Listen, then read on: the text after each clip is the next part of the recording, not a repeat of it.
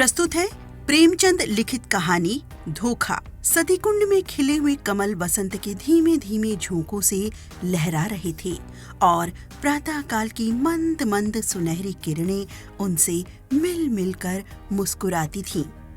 राजकुमारी प्रभा कुंड के किनारे हरी हरी घास पर खड़ी सुंदर पक्षियों का कलरव सुन रही थी।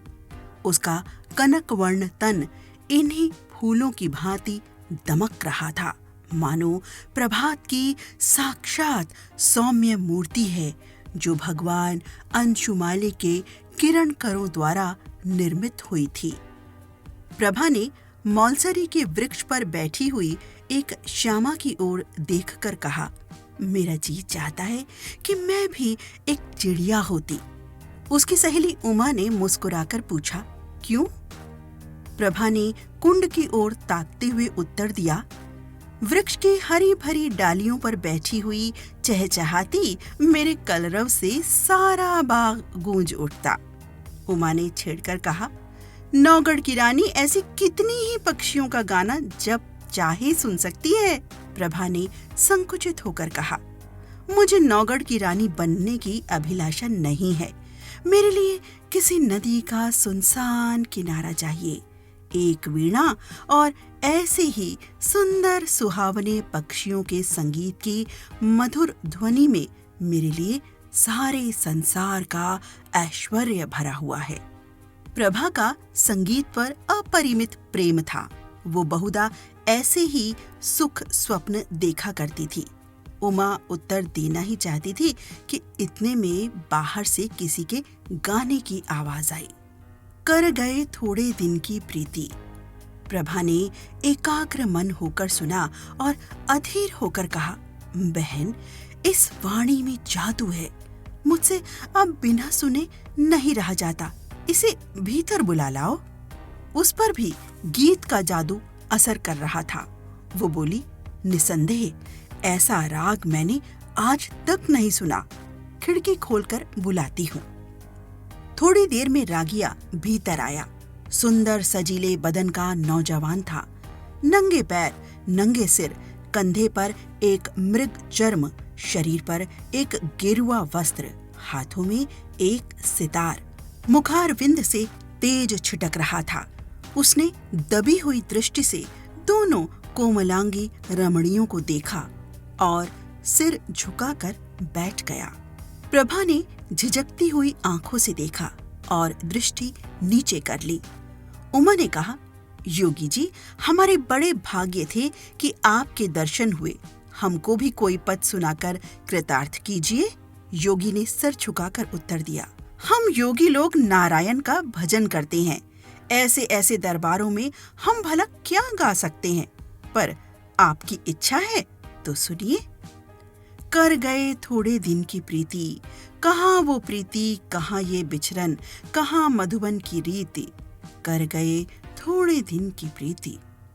योगी का रसीला करुण स्वर, सितार का सुमधुर निनाद, उस पर गीत का माधुर्य प्रभा को बेसुध किए देता था।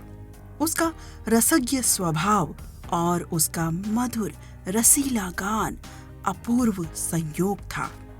जिस भांति सितार की ध्वनि गगन मंडल में प्रतिध्वनित हो रही थी, उसी भांति प्रभा के हृदय में लहरों की हिलोरें उठ रही थी। वो भावनाएं जो अब तक शांत थी, जाग पड़ी। हृदय सुख स्वप्न देखने लगा।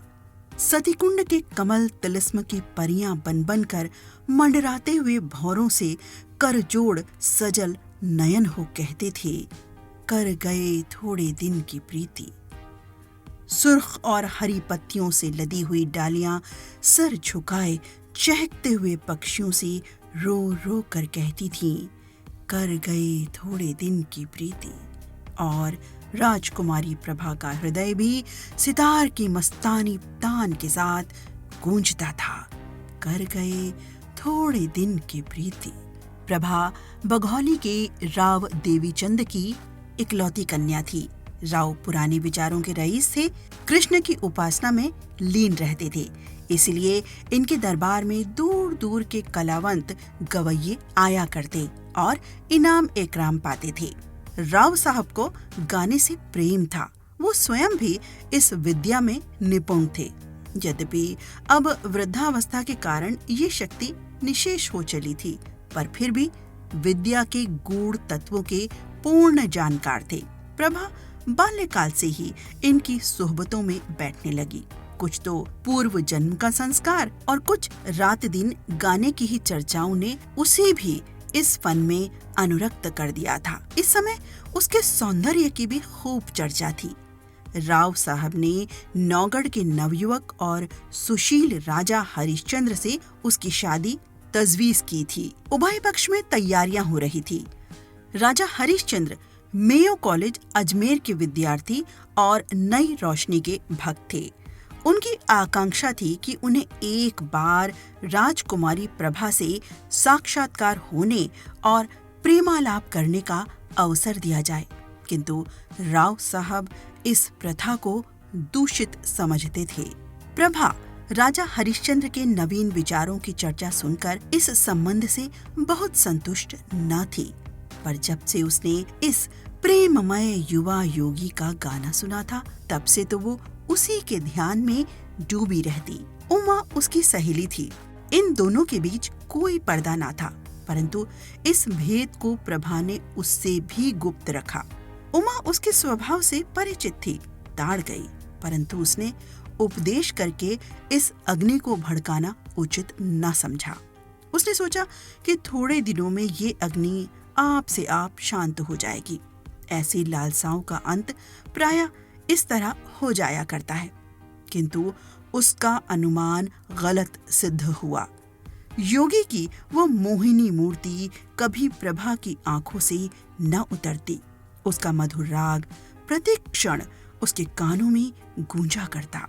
उसी कुंड के किनारे वो सर झुकाए सारे दिन बैठी रहती। कल्पना में वही मधुर हृदयग्राही राग सुनती और वही योगी की मनोहारिणी मूर्ति देखती। कभी कभी उसे ऐसा भास होता कि बाहर से ये आवाज आ रही है।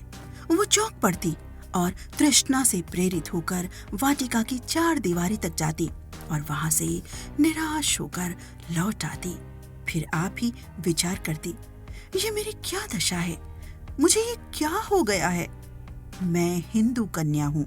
माता पिता जिसे सौंप दे उसकी दासी बनकर रहना धर्म है। मुझे तन मन से उसकी सेवा करनी चाहिए। किसी अन्य पुरुष का ध्यान तक मन में लाना मेरे लिए पाप है।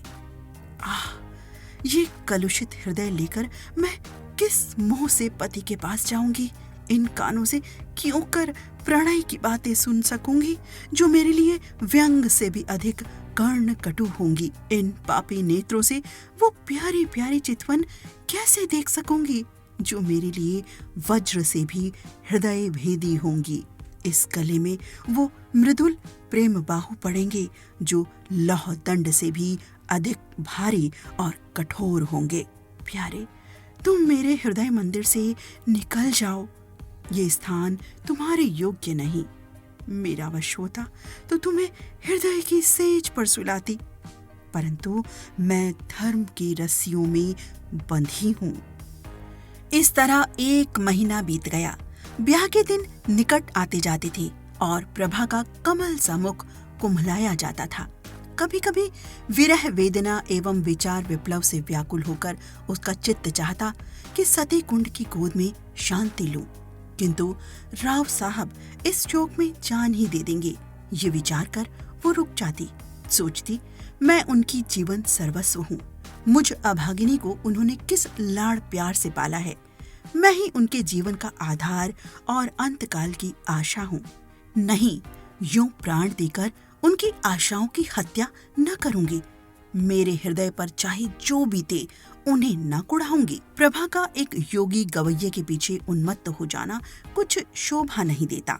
योगी का गान तानसेन के गानों से भी अधिक मनोहर क्यों न हो, पर एक राजकुमारी का उसके हाथों बिक जाना हृदय की दुर्बलता प्रकट करता है। राव साहब के दरबार में विद्या की, शौर्य की और वीरता से प्राण हवन करने की चर्चा न थी। यहाँ तो रात दिन राग रंग की धूम रहती थी। यहाँ इसी शास्त्र के आचार्य प्रतिष्ठा के मसनद पर विराजित थे और उन्हीं पर प्रशंसा के बहुमूल्य रत्न लुटाए जाते थे। प्रभा ने प्रारंभ से ही इसी जलवायु का सेवन किया था और उस पर इनका गाढ़ा रंग चढ़ गया था। ऐसी अवस्था में उसकी गान लिप्सा ने यदि भीषण रूप धारण कर लिया तो आश्चर्य ही क्या है। शादी बड़ी धूमधाम से हुई। राव साहब ने प्रभा को गले लगाकर विदा किया। प्रभा बहुत रोई। उमा को वो किसी तरह ना छोड़ती थी।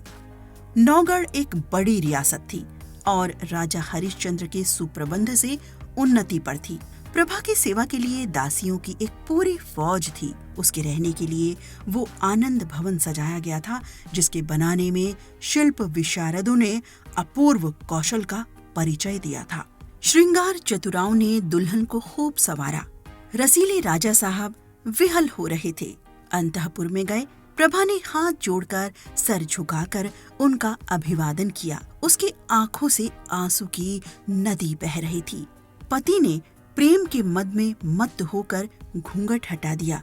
दीपक था पर बुझा हुआ, फूल था पर मुरझाया हुआ। दूसरे दिन से राजा साहब की ये दशा हुई कि भौरे की तरह प्रत्येक क्षण इस फूल पर मंडराया करते। न राजपाट की चिंता थी, न सैर और शिकार की परवाह। प्रभा की वाणी रसीला राग थी, उसकी चितवन सुख का सागर और उसका मुख चंद्र आमोद का सुहावना कुंज। बस प्रेम मद में राजा साहब बिल्कुल मतवाले हो गए थे। उन्हें क्या मालूम कि दूध में मक्खी है। यह संभव था कि राजा साहब के हृदय हारी और सरस व्यवहार का, जिसमें सच्चा अनुराग भरा हुआ था, प्रभा पर कोई प्रभाव ना पड़ता। प्रेम का प्रकाश अंधेरे हृदय को भी चमका देता है। प्रभा मन में बहुत लज्जित होती। वो अपने को इस निर्मल और विशुद्ध प्रेम के योग्य न पाती थी। इस पवित्र प्रेम के बदले में उसे अपनी कृत्रिम रंगे हुए भाव प्रकट करते हुए मानसिक कष्ट होता था। जब तक राजा साहब उसके साथ रहते, वो उनके गले लता की भांति लिपटी हुई घंटों प्रेम की बातें किया करती। वो उनके साथ सुमन वाटिका में चुहल करती, उनके लिए फूलों का हार गूंथती और उनके गले में हाथ डालकर कहती, प्यारे देखना ये फूल मुरझा ना जाएं, इन्हें सदा ताजा रखना। वो चांदनी रात में उनके साथ नाव पर बैठकर झील की सैर करती और उन्हें प्रेम का राग सुनाती।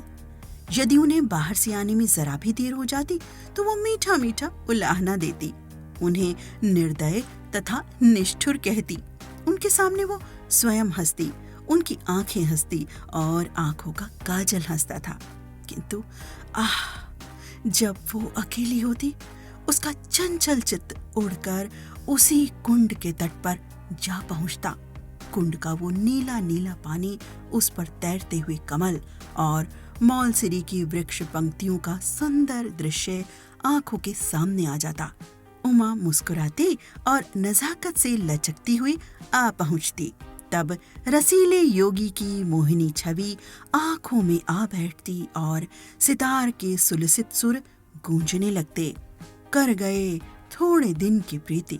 तब वो एक दीर्घ निश्वास लेकर उठ बैठती और बाहर निकलकर पिंजरे में चहकते हुए पक्षियों के कलरव में शांति प्राप्त करती।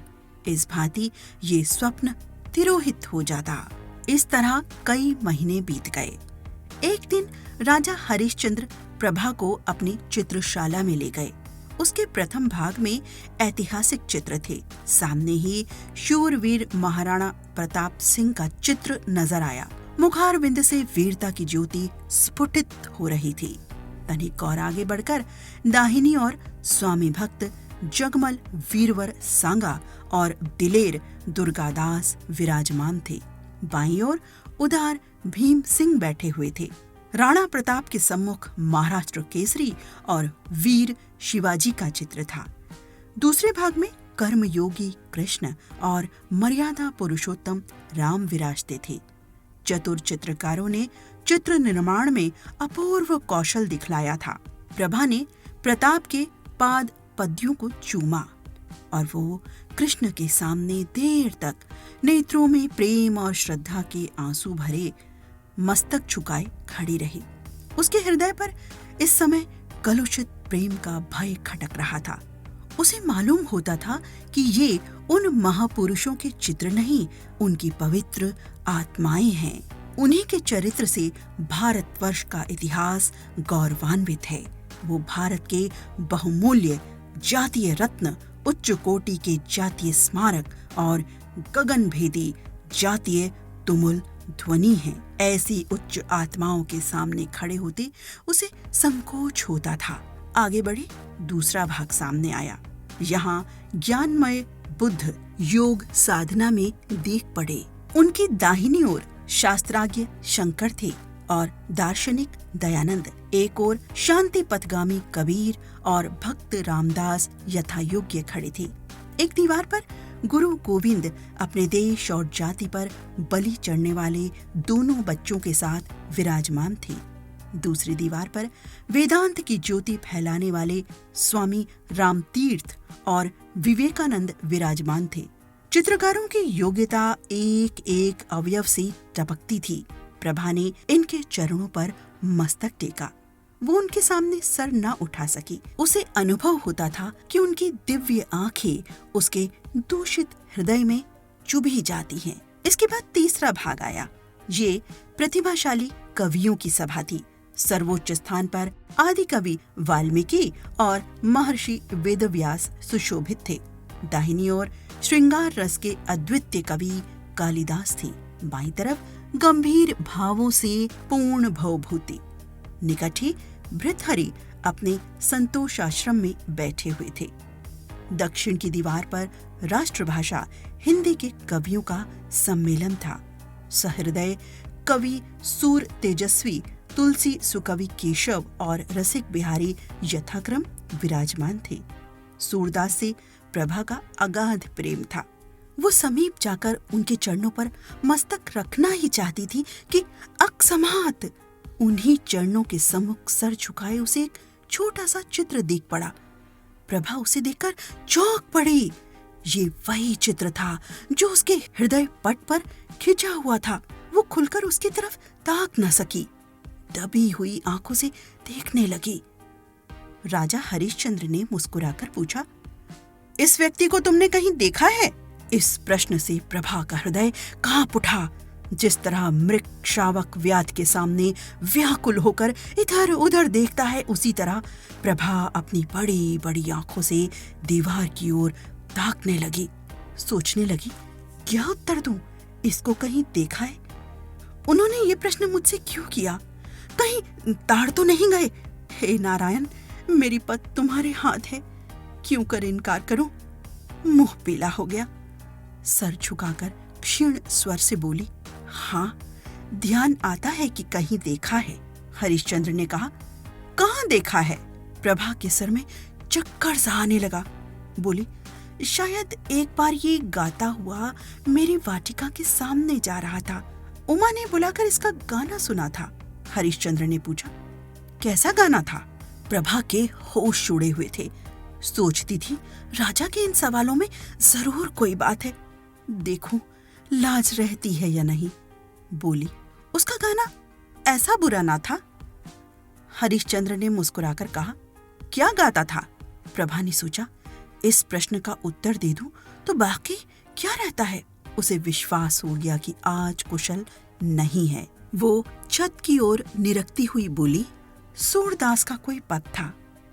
हरिश्चंद्र ने कहा, ये तो नहीं, कर गए थोड़े दिन की प्रीति। प्रभा की आंखों के सामने अंधेरा छा गया। सिर घूमने लगा। वो खड़ी न रह सकी, बैठ गई और हताश होकर बोली, हाँ, यही पद था। फिर उसने कलेजा मजबूत करके पूछा, आपको कैसे मालूम हुआ? हरिश्चंद्र बोले, ये योगी मेरे यहाँ अक्सर आया जाया करता है। मुझे भी उसका गाना पसंद है। उसी ने मुझे ये हाल बताया था। किंतु वो तो कहता था कि राजकुमारी ने मेरे गानों को बहुत पसंद किया और पुनः आने के लिए आदेश किया। प्रभा को अब सच्चा क्रोध दिखाने का अवसर मिल गया। वो बिगड़ कर बोली, ये बिल्कुल झूठ है, मैंने उससे कुछ नहीं कहा। हरिश्चंद्र बोले, ये तो मैं पहले ही समझ गया था कि ये उन महाशय की चालाकी है। डींग मारना गवैयों की आदत है। परंतु इससे तो तुम्हें इनकार नहीं कि उसका गाना बुरा ना था। प्रभा बोली, ना, अच्छी चीज को कौन बुरा कहेगा? हरिश्चंद्र ने पूछा, फिर सुनना चाहो तो उसे बुलवाऊं? सर के बल दौड़ा आएगा। क्या उनके दर्शन फिर होंगे? इस आशा से प्रभा का मुखमंडल विकसित हो गया। परंतु इन कई महीनों की लगातार कोशिश से जिस बात को भुलाने के लिए वो किंचित सफल हो चुकी थी, उसके फिर नवीन हो जाने का भय हुआ। बोली, इस समय गाना सुनने को मेरा जी नहीं चाहता। राजा ने कहा, ये मैं ना मानूंगा कि तुम और गाना नहीं सुनना चाहते। मैं उसे अभी बुलाए लाता हूँ। ये कहकर राजा हरिश्चंद्र तीर की तरह कमरे से बाहर निकल गए। प्रभा उन्हें रोक न सकी। वो बड़ी चिंता में डूबी खड़ी थी। हृदय में खुशी और रंज की लहरें बारी बारी से उठती थी। मुश्किल से 10 मिनट बीते होंगे कि उसे सितार के मस्ताने सुर के साथ योगी की रसीली तान सुनाई दी। कर गए थोड़े दिन की प्रीति। वही हृदयग्राही राग था, वही हृदय भेदी प्रभाव, वही मनोहरता और वही सब कुछ जो मन को मोह लेता है। एक क्षण में योगी की मोहिनी मूर्ति दिखाई दी। वही मस्तानापन, वही मतवाले नेत्र, वही नयनाभिराम देवताओं का स्वरूप। मुखमंडल पर मंद मंद मुस्कान थी। प्रभा ने उसकी तरफ सहमी हुई आंखों से देखा। एकाएक उसका हृदय उछल पड़ा। उसकी आंखों के आगे से एक पर्दा हट गया। प्रेम विहल हो आंखों में आंसू भरे वो अपने पति के चरणार बिंदों पर गिर पड़ी और गदगद कंठ से बोली, प्यारे प्रियतम। राजा हरिश्चंद्र को आज सच्ची विजय प्राप्त हुई। उन्होंने प्रभा को उठाकर छाती से लगा लिया। दोनों आज एक प्राण हो गए। राजा हरिश्चंद्र ने कहा, जानती हो मैंने ये स्वांग क्यों रचा था? गाने का मुझे सदा से व्यसन है और सुना है तुम्हें भी इसका शौक है।